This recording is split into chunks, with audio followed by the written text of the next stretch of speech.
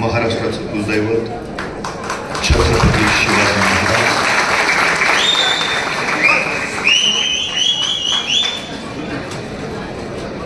बंदुकीच्या जोरावर आणि हंटरच्या धाकावर भागांना माणसासारखं वागायला शिकवणारी मी अनेक माणसं बघितली, पण बंदुकीच्या जोराशिवाय आणि हंटरच्या धाकाशिवाय माणसांना भागासारखं जगायला शिकवणारा मी एकच भाग बघितला. वंदनीय हिंदुहृदय सम्राट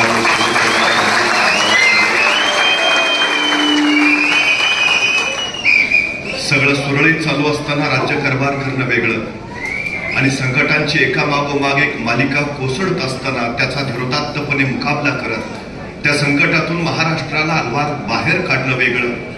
कोरोनाच्या महाभयानक संकटामध्ये जे महाराष्ट्राचे कुटुंब प्रमुख झाले आणि 13 कोटी जनतेचा जीव त्यांनी अलवारपणे वाचवला, ते महाराष्ट्राचे माजी मुख्यमंत्री तथा शिवसेना पक्षप्रमुख उद्धव साहेब.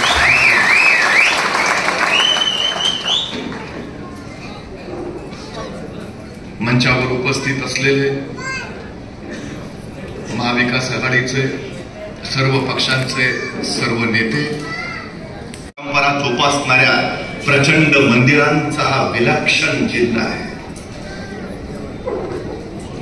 देशातलं पहिलं आण्विक ऊर्जा केंद्र असणारा हा जिल्हा आहे.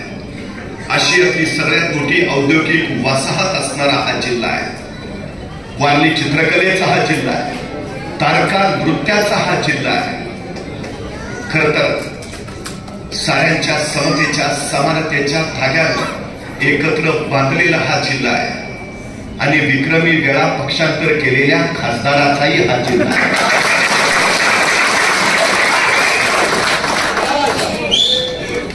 पालघर जिल्ह्याच्या उज्ज्वल भविष्यासाठी 2024ला निवडून येणाऱ्या भारत कन्या भारतीताई कांबळेंचा हा जिल्हा.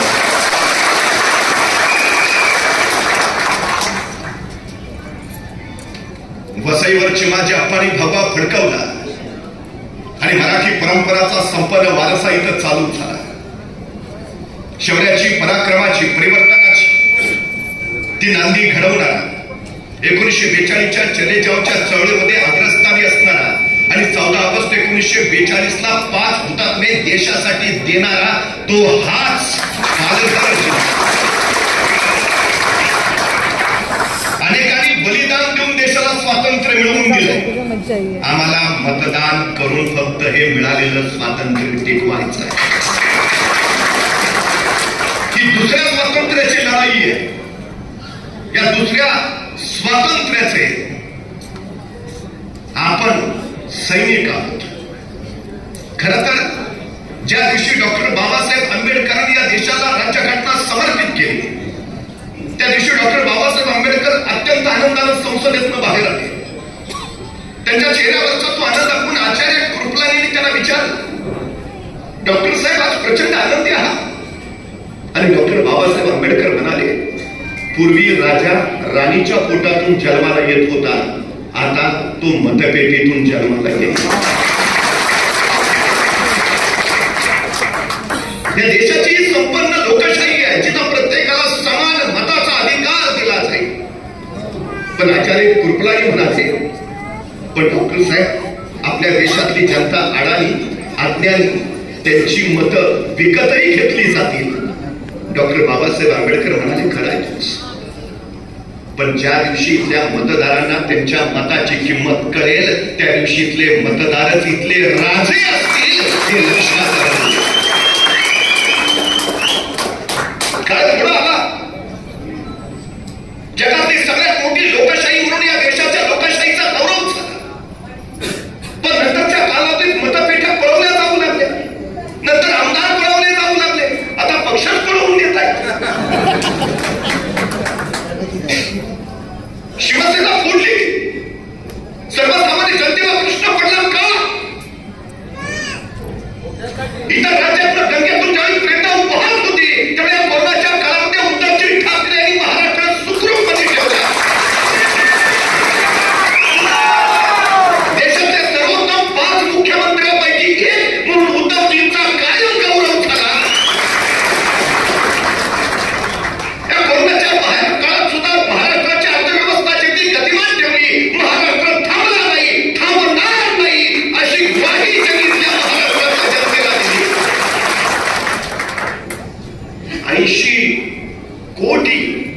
80,000 कोटींची परकीय गुंतवणूक आणून कोरोनाच्या कालखंडामध्ये सुद्धा महाराष्ट्र परकीय गुंतवणुकीत ज्यांनी पहिल्या क्रमांकावर ठेवला.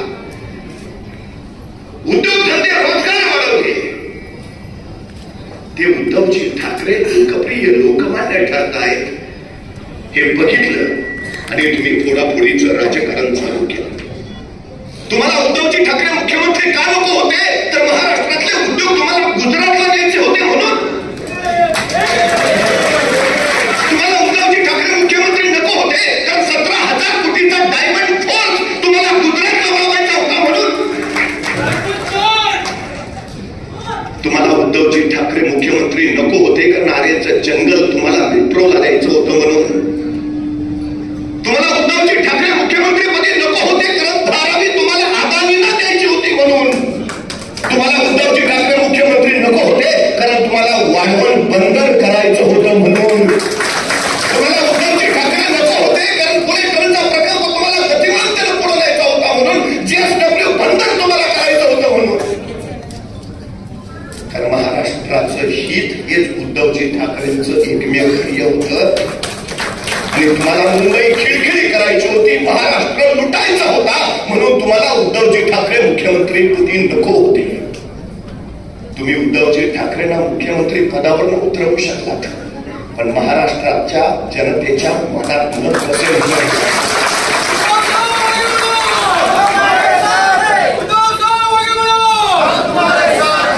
विकास हवाच आहे, प्रश्नच नाही. पण पालघर जिल्ह्यात होत असलेला विकास हा विनाशकारी विकास आहे. इथली सगळ्यात मोठी वस्तुस्थिती आहे. इथल्या सर्वसामान्य जनतेचा वाढवण बंदराला विरोध.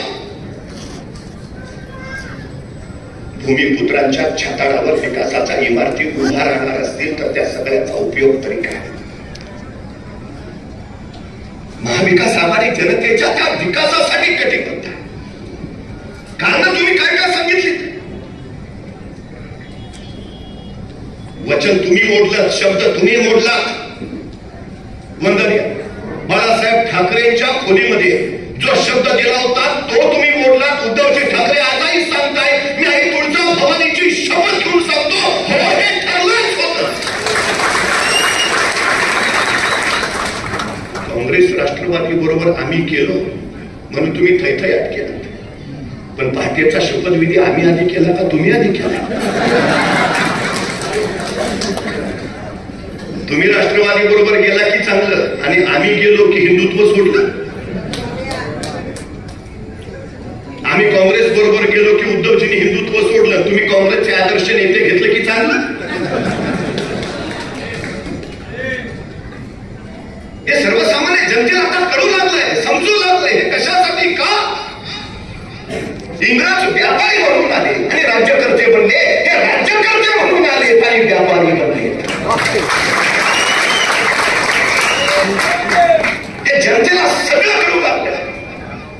तुम्ही काही विकत घ्या, आमदार सुद्धा हवं ते करा. आम्ही राजकीय विरोधक आहोत म्हणून हुकुमशाही येणार असं म्हणत नाही आहोत.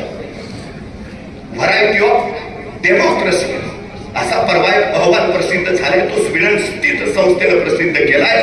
भारतीय लोकशाहीचं वर्णन त्यात त्यांनी काय केलंय, इलेक्टोरल ऑटोक्रेसी म्हणजे निर्वाचित एकाधिकारशाही. ही लोकशाही नव्हे, ही निर्वाचित एकाधिकारशाही, ही हुकुमशाहीची पहिली पायरी आहे.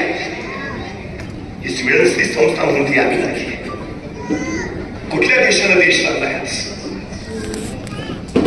सर्वसामान्य जनतेला हे हळूहळू लक्षात येऊ लागते.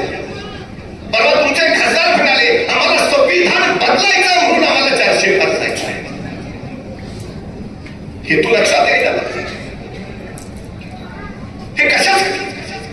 डॉक्टर बाबासाहेब आंबेडकरांना कदाचित हे सगळं आधीच उमगलं असावं म्हणून त्यांनी एका ठिकाणी लिहून ठेवलंय, भले जरी सगळे नेते विकले गेले तरी माझं संविधान सुरक्षित राहील. माझं संविधान सर्वसामान्य माणसांच्या हातात आहे आणि माझा सर्वसामान्य माणसांवर विश्वास आहे. 2024 ची लोकसभेची लढाई ही नेत्यांची निवडणूक नाहीच आहे, ती जनतेची निवडणूक आहे आणि ती जनतेनंच हातात घ्यायला हवी. ही सगळ्यात महत्वाची गरज आहे. यांचे पती आणि ज्येष्ठ अर्थतज्ञ परकला प्रभाकर असं म्हणाले, इलेक्ट्रॉन रोखे हा देशातला नव्हे जगातला सगळ्यात मोठा घोटाळा आहे. आता ही निवडणूक दोन आघाड्यांमधली लढाई नाही, ही भाजपा विरुद्ध भारतीय जनता अशी लढाई आहे. आणि जनतेला ती लढावीच लागेल. भविष्य उज्ज्वल करायचं असेल तर ती लढावीच लागेल हे परकला प्रभाकर म्हणतायत. परवा सुप्रीम कोर्टाच्या न्यायमूर्ती B.V. नागरत्ना यांनी एक विधान केलं, नोटाबंदी हा काळा पैसा पांढरा करायचा मार्ग होता. 98% नोटा परत आल्या, मग काळा पैसा गेला कुठं? तुम्ही गॅरंटी दिली, काळा पैसा परत आणला कुठे? रोज 600 कोटीच्या जाहिराती चालल्यात सगळ्या चॅनेलवर. गॅरंटी गॅरंटी गॅरंटी, पण तुमच्या गॅरंटीच्या वॉरंटीचं काय? 15 लाख रुपये तुम्ही खात्यावर जमा करणार होता, काय झालं त्या गॅरंटीचं? 2 कोटी रोजगार देणार होता, काय झालं त्या गॅरंटीचं? तुम्ही शेतकऱ्यांची आत्महत्या थांबवणार होता, काय झालं त्या गॅरंटीचं? तुम्ही शेतकऱ्यांना हमी भाव देणार होता, काय झालं त्या गॅरंटीचं? तुम्ही शेतकऱ्यांचं उत्पन्न दुप्पट करणार होता, काय झालं त्या गॅरंटीचं? तुम्ही मेक इन इंडिया राबवणार होता, काय झालं त्या गॅरंटीचं? स्किल इंडिया करणार होता, काय झालं त्या गॅरंटीचं? आत्मनिर्भर भारत करणार होता, आत्मनिर्भर भारत करणार होता, काय झालं त्या गॅरंटीचं? भारताच्या आत्मनिर्भरतेचं राहू द्या, आधी स्वतःचा पक्ष आत्मनिर्भर करा. सगळे बाहेरचेच घेता येतो, मूळ भाजपा आहे कुठं? काय झालं स्मार्ट सिटीच? काय झालं आदर्श गावांचं? हे आम्ही प्रश्न विचारले पाहिजे. परवा मी पुण्यात होतो, माझी मंडळी ड्रायव्हरला म्हणलं गाडी पार्किंगला लावलं आणि मी बाहेर उभा होतो. तिथे गजरेवाला गजरे विकत होता. तिथे गजरे विकायची पद्धतच वेगळी होती. तो आल्या गेल्या महिलांकडे बघायचा आणि म्हणायचा, ओ ताई गजरा घ्या, 1 महिना सुकणार नाही.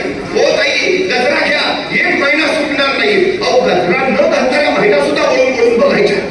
असला कसला गजरा आहे, 1 महिना सुकणार नाही? अहो 15 मिनिटात तिची पाठी रिकामी झाली. 2-4 गजरे राहिलेले, तेवढ्यात एक मॅडम त्याच्या समोरून निघाल्या. त्यांनी त्या मॅडमला हात मारली, ओ मॅडम गजरा घ्या, 1 महिना सुकणार नाही. त्या मॅडम तिथूनच वळाल्या. त्याला म्हणाल्या, हो गेल्या महिन्याचा अजून तसाच आहे.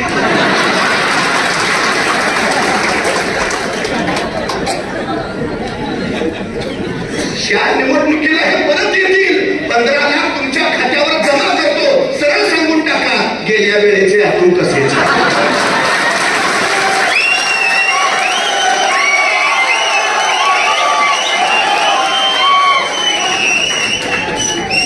ही सजगता जनतेमध्ये यायला हवी, ही जागरूकता जनतेमध्ये यायला हवी. तुम्हाला पक्षाच्या कार्यकर्त्यांचं काय म्हणणं आहे, काय जबाबदारी आहे, लोकांपर्यंतच आहे सांगा.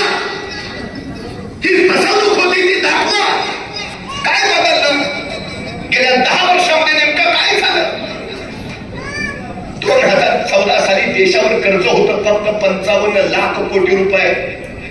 आज देशावरचं कर्ज आहे 205 लाख कोटी रुपये. प्रत्येक माणसाच्या डोक्यावर 1.5 लाखाचं कर्ज आहे. प्रत्येक माणसाच्या खात्यावर 15 लाख यायचे राहिले, डोक्यावर 1.5 लाख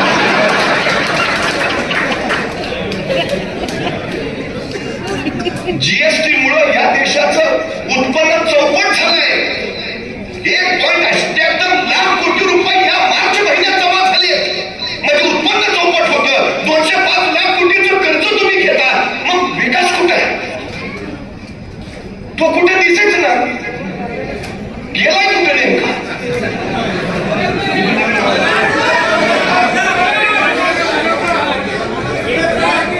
कळतंय ना?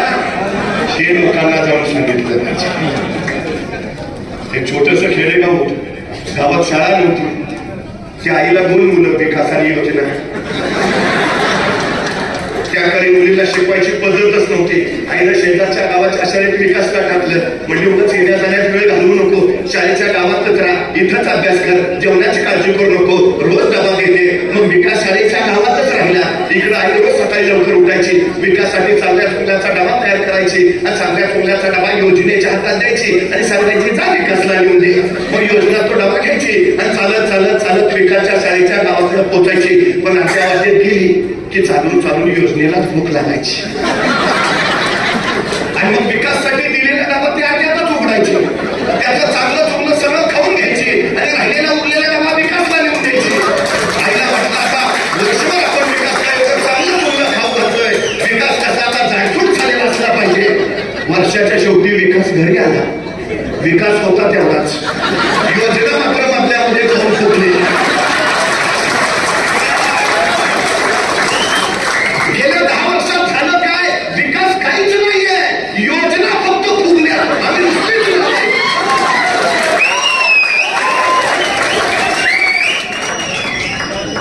64 रुपये पेट्रोल होतं 2014ला, 110 रुपये झाले. तुम्ही सांगितलं होतं 35 रुपये लिटर पेट्रोल करतो. काय झालं त्या गॅरंटीचं? बरं, त्या पेट्रोल पंपवर उज्ज्वला गॅस योजनेची जाहिरात.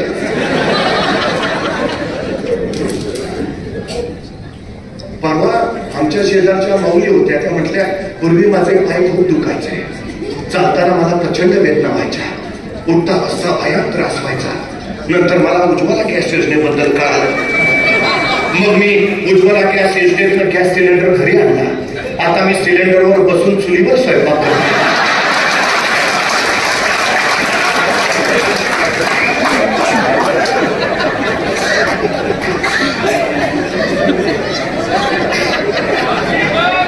आता माझे गुडघे दुखत नाही, कारण माझं सिलेंडर परवडतच नाही. 1150 रुपये झाला. निवडणुका आले की दर कमी येतो, दर कमी आले की लोकांना कळतं बहुतेक निवडणुका. अरे मग निवडणुकीच्या काळामध्ये तुम्हाला कमी दरात देणं परवडतं, इतर वेळी काय होतंय, अडचण काय आहे? जनता एवढी थोडी समजता तुम्ही, समजत नाही तिला. हे जनतेलाही कळायला हवं, समजायला हवं, डोळे उघडायला हवे, ते पहिला मी लक्षात घ्यायला हवं. सगळ्यात महत्वाची गोष्ट आहे. रुडियार्ड किपलिंगची काही अर्थपूर्ण वाक्य आहे. असं म्हणतो की काळाच्या पटलावर अनेक राष्ट्र उदयाला आली, पण काळाच्या ओघात तितकीच नष्टही झाली. त्या राष्ट्रांच्या नष्ट होण्याचं एकच कारण तिथली जनता. ती सजग नव्हती, ती सावध नव्हती. देश जनताच घडवते, देश जनताच उभा करते. ही सगळ्यात मोठी वस्तुस्थिती आहे. ही निवडणूक म्हणजे कुणाला खुर्ची द्यायची निवडणूक नाही, ही निवडणूक कुणाला खासदार बनवायची निवडणूक नाही, ही निवडणूक कुणाला सत्ता द्यायची निवडणूक नाही, ही निवडणूक तुमचं माझं 5 वर्षाचं भविष्य घडवणारी निवडणूक आहे. हे महत्व लक्षात. जबाबदारीनं आम्हाला जाता आलं पाहिजे, तरच उद्याचा देश आम्ही घडवू शकतो. ही वस्तुस्थिती आहे. काय प्रकार आहे तुम्हाला माहिती आहे? भारताचं आजचं सरासरी वय 28 वर्ष आहे. म्हणजे भारताची निम्मी लोकसंख्या 28 वर्षाच्या आत आहे आणि निम्मी लोकसंख्या 28 वर्षाच्या पुढे आहे. 15 ते 18 या वयोगटात आमच्याकडे 10 कोटी मुलं आहेत आणि 15 वर्षाच्या आत आमच्याकडे 36 कोटी मुलं आहेत. म्हणजे 46 कोटी मुलं 18 वर्षाच्या आतली आहेत. ही 46 कोटी मुलं आमच्या देशाचं उद्याचं भविष्य आहेत. ही 46 कोटी मुलं उद्याचा आमचा देश घडवणार आहे. ही 46 मुलं आमच्या उद्याच्या देशाची अर्थव्यवस्था बळकट करणार आहे. मग ही 46 कोटी मुलं शिक्षित व्हायला हवी आहेत. ही 46 कोटी मुलं कुशल व्हायला हवी आहेत. ही 46 कोटी मुलं यांना रोजगार मिळायला हवा आहे. काय परिस्थिती आहे शिक्षणाची आणि रोजगाराची? 20 पेक्षा कमी पटसंख्या असणाऱ्या शाळा तुम्ही सरळ बंद करायला लागला. विद्येविना मती गेली, मती विना नीती गेली, नीती विना गती गेली, गती विना वित्त गेले, वित्ताविना क्षुद्र खचले. एवढे सगळे अनर्थ काम विद्येनं केले. शिक्षणाची गंगा अनेक समाज सुधारकांनी या महाराष्ट्रामध्ये प्रवाहित केली. त्या महाराष्ट्रामध्ये खेड्यापाड्यातल्या पोरांचं शिक्षण तुम्ही बंद करायला निघाला. कसा घडेल देश? 62,000 शाळा खाजगी कंपन्यांना देऊन टाकल्या. कुणी शाळा चालवायच्या? दारू निर्माण करणाऱ्या कंपन्या. आम्ही विचार केला याचा. 18 ते 45 या वयोगटातला तो सगळ्यात जास्त कृतीशील असतो. सगळ्यात जास्त कार्यशील असतो, तो देशाची अर्थव्यवस्था बळकट करतो. या 18 ते 45 वयोगटातली 60% तरुण बेकार आहेत, नोकऱ्याच नाहीत आहे त्यांना. जॉबलेस ग्रोथ हे देशापुढचं सगळ्यात मोठं संकट असतं. आज देश त्या संकटातून जातोय. आमच्याकडे बुद्धी आहे, सामर्थ्य आहे, क्षमता आहे, सगळं आहे, पण आम्हाला नोकऱ्याच नाहीत. जॉबलेस ग्रोथ चालली आहे. कसा देश पुढे जाईल, कसा तो मागचा जाईल. बरं, आमच्या मुलाकडे हुशारी नाही, बुद्धिमत्ता ना. तुम्हाला माहिती आहे गेल्या काही वर्षात 17.5 लाख लोकांनी देश सोडलाय. 17,50,000 लोकांनी देश सोडलाय. 2022 साली 2.25 लाख तरुणांनी देश सोडला आणि या 2023 साली 1 लाख लोकांनी देश सोडलाय. याची 2.5% लोक ज्यांची संपत्ती 500 कोटीच्या पुढे असे आहेत, जे इथं उद्योग निर्माण करू शकत होते, इथल्या तरुणांना नोकऱ्या देऊ शकत होते, गेले देश सोडून. आणि 97% तरुण मुलं आहेत जी नोकऱ्यांसाठी देश सोडून दुसऱ्या देशात गेलीत. भारतीताईंनी परवा दुबईला गेली. ज्या हॉटेलमध्ये जेवायला गेलो तो म्हटला मी पुण्याचा, आपलंच हॉटेल आहे. जेवणानंतर आईस्क्रीम खायला गेलो, म्हटला मी शिरवळचा, आपलंच आईस्क्रीम पार्लर आहे. मी मोबाईलचा कव्हर घ्यायला गेलो, तो म्हटला मी आठवणीचा, पिठेजवळचा. मला कळलं मी दुबईत आहे का महाराष्ट्रात. सगळी आपलीच आहे, तिथं ती इथं का नाही. इथं संधी नाही, इथं नोकऱ्या नाही, इथं रोजगार नाही, हे परक्या देशात गेले. आज ऍपल मध्ये एक साधी गोष्ट सांगतो तुम्हाला. ऍपल मध्ये 34% भारतीय मुलं आहेत. मायक्रोसॉफ्ट मध्ये 32% भारतीय मुलं आहेत. IBM मध्ये 28% भारतीय मुलं आहेत. इंटेल मध्ये 17% भारतीय मुलं आहेत. आणि अमेरिकेच्या अंतराळ संशोधन केंद्रात म्हणजे नासा मध्ये 36% भारतीय मुलं. म्हणजे आमच्या मुलांची बुद्धी संपदा आपल्या देशासाठी खर्च पडायच्या ऐवजी ती इतर देशांची अर्थव्यवस्था मजबूत करण्यासाठी खर्च पडते. आमचा देश महासत्ता होईल कसा. देशाला महासत्ता करायचा असेल तर 2024ला भाजपचा पराभव झालाच पाहिजे. त्याशिवाय देश महासत्ताच होऊ शकत नाही.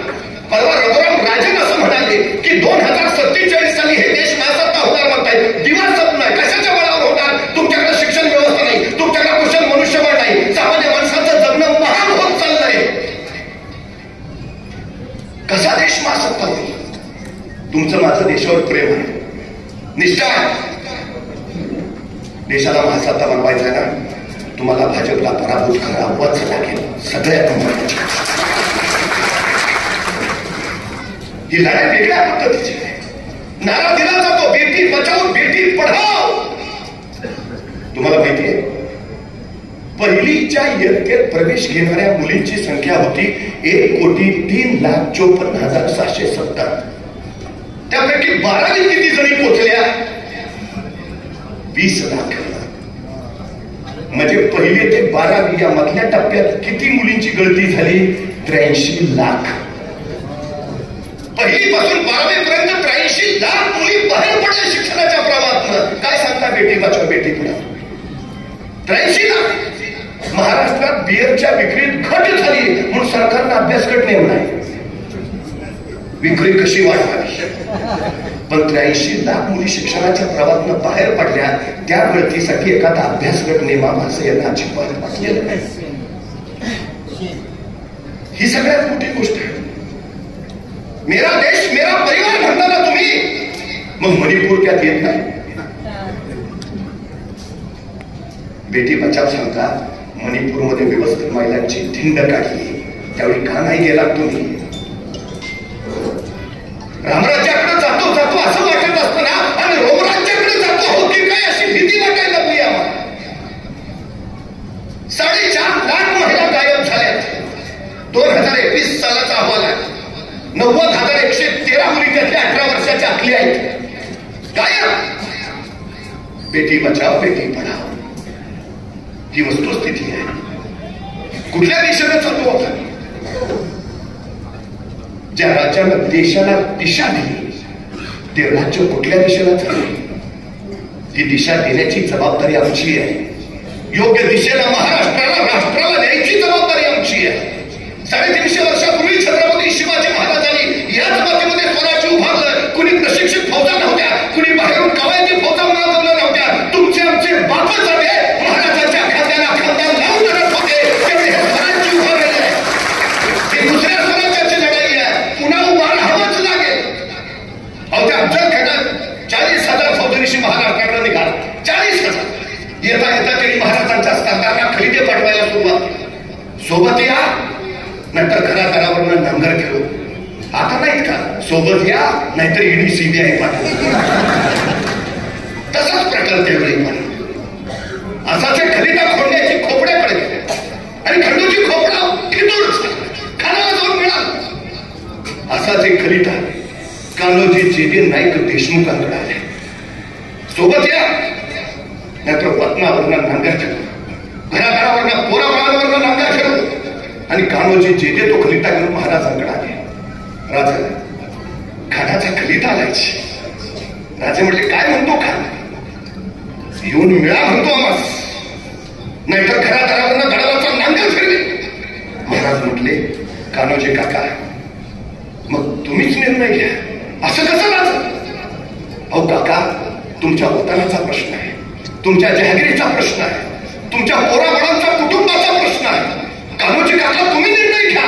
तसे जवळकर कान्होजी उठले. शेताचं तांब्या भांडा उचललं, त्याचं पाणी आपल्या हातावर ओतलं आणि कडाडले कान्होजी राजा. हे पाणी सोडलं वतनावर, हे सोडलं पाणी जहागिरीवर, हे सोडलं पाणी पोराबाळांवर. हे कान्होजी लढत स्वराज्यासाठी आणि मरण स्वराज्यासाठी.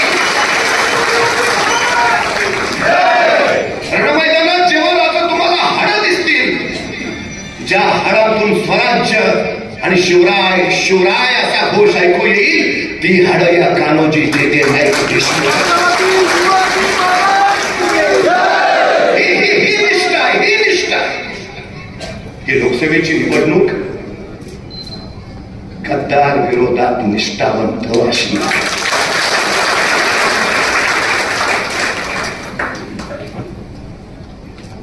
आम्हाला ही लढाई जिंकायची आणि विजय निष्ठावंतांचाच होतो.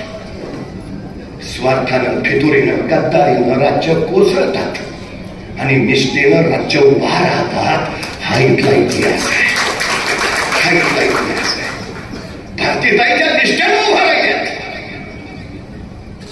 ही निवड पक्षावरची नाही, ही महाराष्ट्रावरची, ही राष्ट्रावरची निष्ठा आहे. या निष्ठेतनंच राज्याने राष्ट्र घडेल. ती निष्ठा घेऊन आम्हाला पुढे जाता आलं पाहिजे. ती निष्ठा घेऊन आम्हाला पुढे जाता आलं पाहिजे.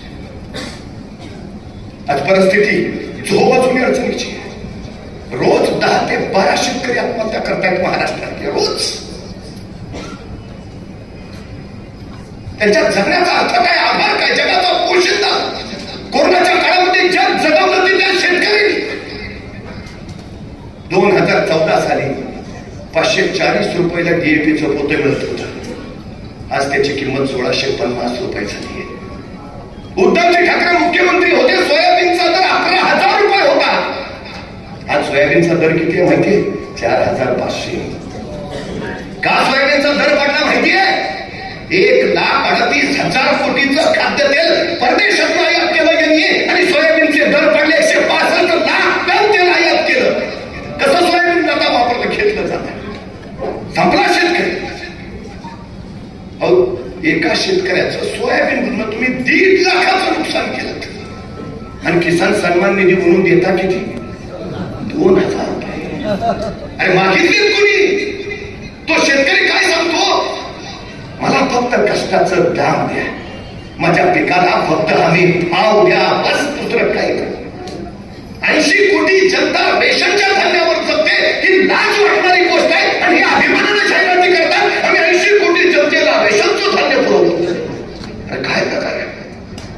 दिवाळी सारखा सण 100 रुपयाच्या आनंद शीतावर जनतेला साजरा करावा लागतो. इतकी जनता गर्दीत गेलीये. अभिमान नसलेला हा विकास आहे.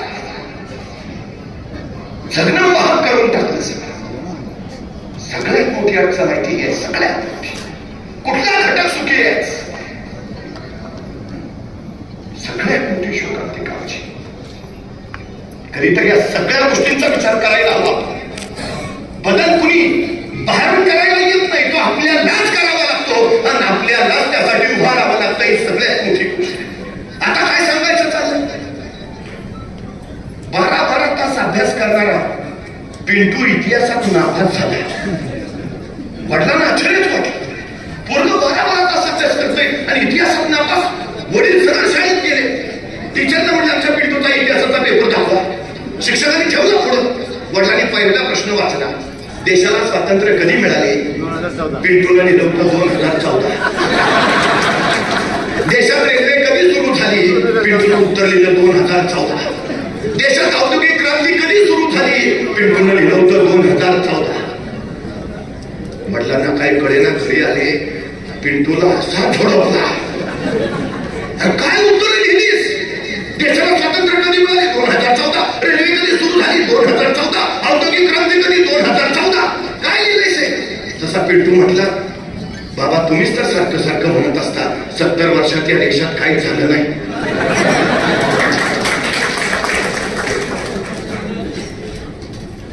पुस्तकात वाचलं होतं, मला खोटं वाटलं.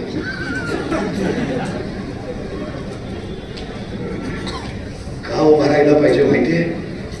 सगळा इतिहास बदलून टाकतील. आता तेच चाललंय सगळं. तुम्ही नीट बघा काय चाललंय ते.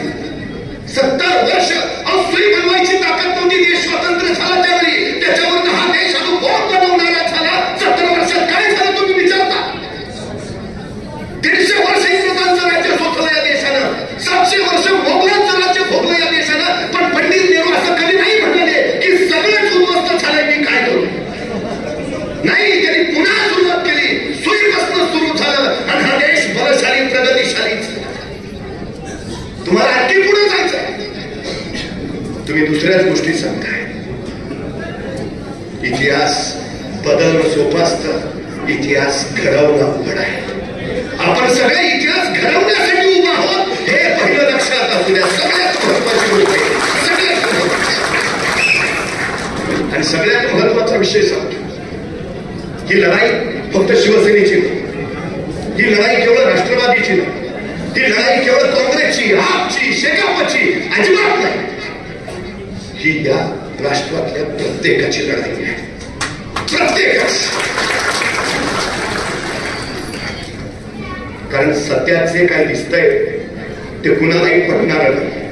तत्व, मूल्य, धोरण हे सगळं वरावर उडून गेलं. सत्ता आणि मत्ता एवढंच अंतिम ध्येय झालंय. राज्य व्यवस्थेच्या पायाशी जर नैतिक मूल्यांचं अधिष्ठान असेल तर ती व्यवस्था लोककल्याणकारी असते. न्याय, सत्य, विश्वास आणि शिव या नैतिक मूल्यांच्या बळावरच राज्य व्यवस्था आदर्श बनते. पण राज्य व्यवस्थेच्या मुळाशी मूलभूत नैतिक मूल्य नसतील तर ती राज्य व्यवस्था न राहता जंगलचा कायदा होतो आणि तिथं नागरिक नव्हे तर गुलाम तयार होतात. आम्हाला गुलाम बनायचं नाही, आम्हाला परत गुलामी पत्करायची नाही. म्हणून ही देशाच्या स्वातंत्र्याची दुसरी लढाई आहे, हे पहिलं लक्षात असू द्या. पहिलं डोळे उघडायला सांगत.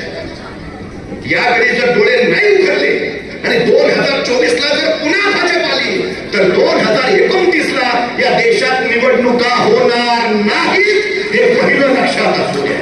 लक्षात असू द्या, उघडायलाच हवेत डोळे.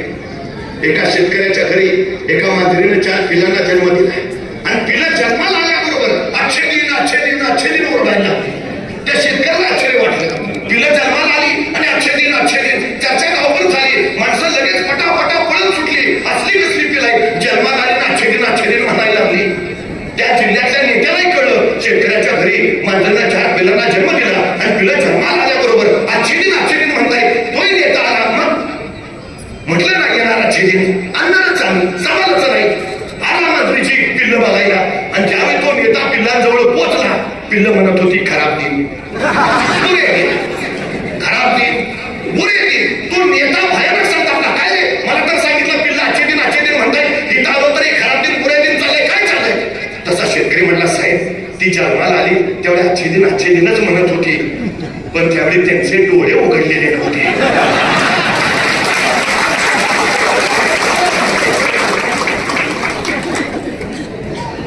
कुठल्याही पक्षाचे कार्यकर्ते असतील, आपल्या सगळ्यांचं सगळ्यात मोठं पहिलं काम आहे डोळे उघडा. सर्वसामान्य माणसांच्या डोळ्यावरच्या शक्ती असेल उघडा. सगळ्यात महत्वाची गरज आहे ती उघडा. महाराष्ट्रच राहिला पाहिजे. महाराष्ट्र फोडायचे यांचे मनसुबे आम्ही उधळूनच लावले पाहिजे. मुंबई देशाची आर्थिक राजधानी आहे, खिरखिरी करायचे काम चालले, अजिबात ते सगळे मोडीत काढले पाहिजेत. एक गोष्ट कायम लक्षात ठेवा, सेनापती बापट असं म्हणाले होते, महाराष्ट्र मेला तर राष्ट्र मेले, मराठा विना राष्ट्र गाडान चाले, खरा वीर वैरी पराधीनतेचा, महाराष्ट्र आधार या भारताचा. सुरुवात महाराष्ट्रातून व्हायला पाहिजे, कारण महाराष्ट्रात राष्ट्र घडवतो, राष्ट्र सांभाळतो, हे सगळ्यात पहिलं आपण लक्षात घ्यायला हवं.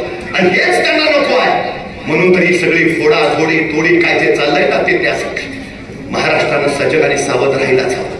एक गोष्ट लक्षात ठेवा, 150 वर्ष इंग्रजांनी इतर राज्य केलं, त्यांच्याकडे मोगलांचं साम्राज्य होतं, पण इंग्रजांनी असं नाही लिहून ठेवलं की आम्ही मोगलांकडनं हिंदुस्थान जिंकून घेतला. इंग्रजांनी असं नाही लिहिलं आम्ही गुजरात्यांकडनं हिंदुस्थान जिंकून घेतला. इंग्रजांनी लिहून ठेवलं आम्ही मराठ्यांकडनं हिंदुस्थान जिंकून घेतला. राष्ट्राचं रक्षण करणं हा महाराष्ट्र धर्म आहे, आणि शिवाय प्रभूंनी आम्हाला तो महाराष्ट्र धर्म दिला आहे. राष्ट्राचं रक्षण करणं, राष्ट्र पुन्हा उभा करणं, हा महाराष्ट्र धर्म घेऊन आम्हाला पुढे चालायचा आहे, हे लक्षात घ्या. आणखी काही प्रकार चालले. पूर्वी एक शोध लागला, दगडावर दगड घासला की ठिणग्या उडतात आणि मग आगीचा शोध. आता यांना नवीन शोध लागलाय, जातीवर जात घासली, धर्मावर धर्म घासला की ठिणग्या उडतात, आग पेटते आणि मग त्या आगीवर आपल्याला सत्तेच्या पोळ्या घासता येतात. बंद करायला हवं सगळे, बंद करायला. रवींद्रनाथ टागोर एका ठिकाणी असं म्हणाले की हा देश मुळातच नाना पंथ, विविध जाती आणि अनेक धर्मांचा, या सगळ्यांना एकत्र आणणं कठीण.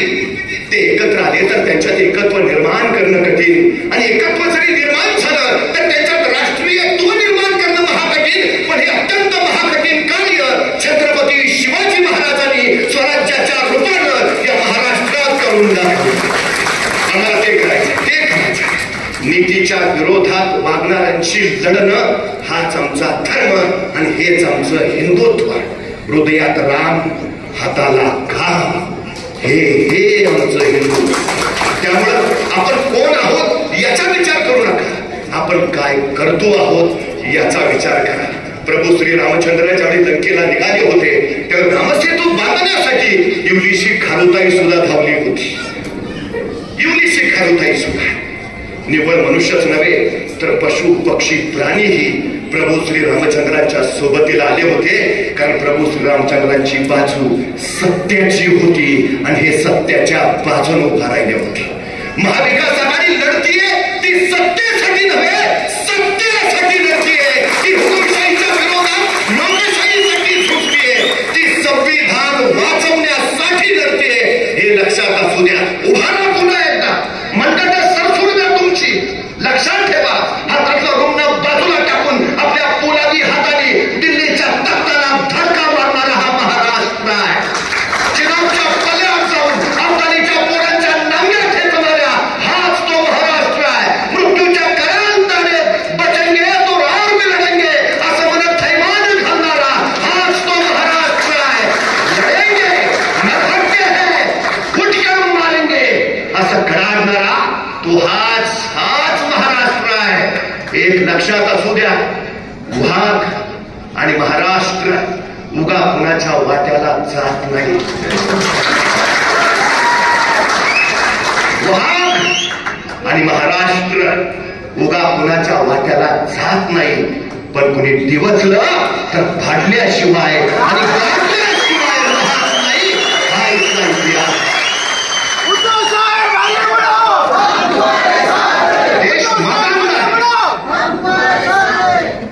या प्रवृत्तीला करायला हवं आणि शिवप्रभूंचा भगवा या पालघरावर भडकवायलाच हवा. आपण सगळे त्यासाठी आपलं योगदान द्या. हे योगदान देशाच्या भविष्यासाठी असेल. एक गोष्ट लक्षात ठेवा, आता जर नाही हे केलं तर उद्याची पिढी आपल्याला विचारेल, देश विकला जात होता त्यावेळी तुम्ही काय करत होता? देश लुटला जात होता त्यावेळी तुम्ही काय करत होता? आमचे रोजगार गुजरातला पळवले जात होते, तुम्ही काय करत होता? संविधान बदललं जात होतं, तुम्ही काय करत होता? हुकुमशाही आणली जात होती, तुम्ही काय करत होता? अभिमानानं सांगता आलं पाहिजे, होय उद्धवजी ठाकरेंच्या खांद्याला खांदा लावून